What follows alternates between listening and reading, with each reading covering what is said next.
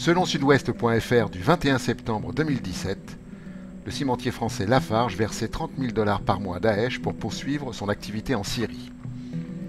Selon Le Monde FR du 22 septembre 2017, l'ex-directeur général adjoint opérationnel de Lafarge, Christian Hérault, a reconnu que le groupe Lafarge versait 5 millions de livres syriennes par mois à Daesh. Par ailleurs, Lafarge est soupçonné d'avoir acheté du pétrole à Daesh.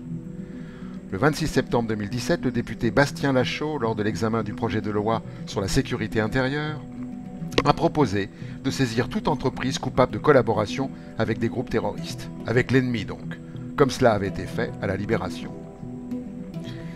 La majorité présidentielle s'y est opposée.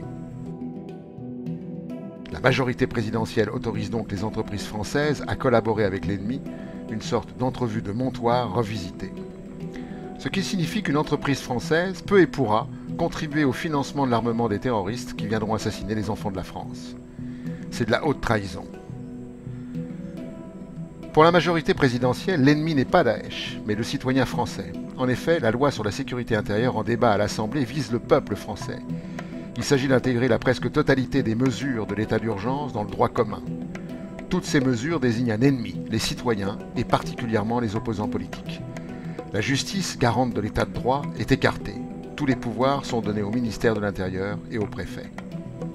Après avoir désigné les salariés, les retraités, les pauvres, les chômeurs comme des ennemis intérieurs, les citoyens dans leur ensemble sont désignés et suspectés.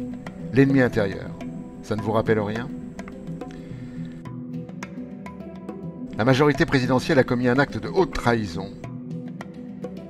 D'une part, en autorisant le financement de l'ennemi et d'autre part en désignant le citoyen comme ennemi. Il s'agit ici d'une démonstration de veulerie, de lâcheté ou, plus gentiment, de bêtise.